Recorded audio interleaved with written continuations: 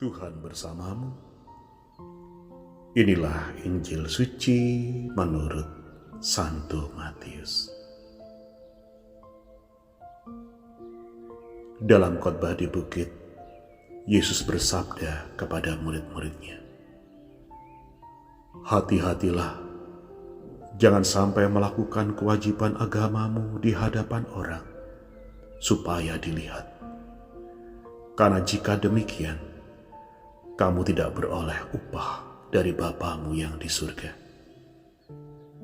Jadi apabila engkau memberi sedekah, janganlah engkau mencanangkan hal itu seperti yang dilakukan orang munafik di rumah-rumah ibadat dan di lorong-lorong supaya dipuji orang. Aku berkata kepadamu, hendaklah sedekahmu itu diberikan dengan tersembunyi. Maka Bapamu yang melihat yang tersembunyi akan membalasnya kepadamu. Dan apabila kamu berdoa, janganlah berdoa seperti orang munafik. Mereka suka mengucapkan doanya dengan berdiri di rumah-rumah ibadat dan pada tikungan-tikungan jalan raya, supaya mereka dilihat orang. Aku berkata kepadamu, mereka sudah mendapat upahnya. Tetapi jika engkau berdoa, masuklah ke dalam kamarmu, tutuplah pintu, dan berdoalah kepada Bapamu yang ada di tempat tersembunyi. Maka Bapamu yang melihat yang tersembunyi akan membalasnya kepadamu. Dan apabila kamu berpuasa, janganlah muram mukamu seperti orang munafik. Mereka mengubah air mukanya supaya orang melihat bahwa mereka sedang berpuasa. Aku berkata kepadamu, mereka sudah mendapat upahnya.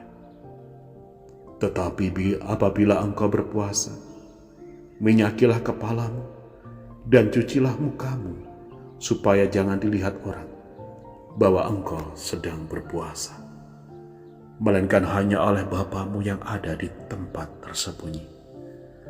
Maka Bapamu yang melihat yang tersembunyi akan membalasnya kepadamu."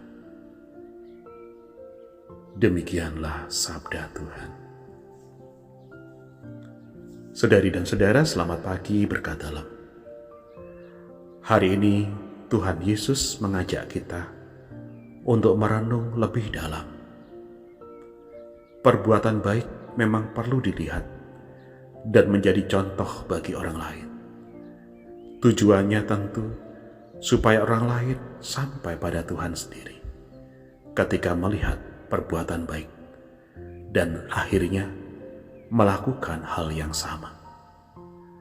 Akan tetapi, dalam hal melakukan kewajiban agama seperti sedekah, doa dan puasa, tentunya tidak perlu sampai diekspos atau dipamerin sedemikian rupa.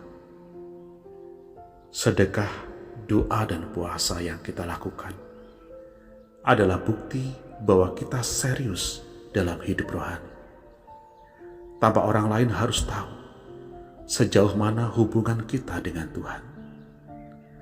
Puasa menolong kita untuk menghayati ketergantungan kita pada Tuhan, dan sebagai sarana untuk lebih mendekatkan diri kepada Tuhan.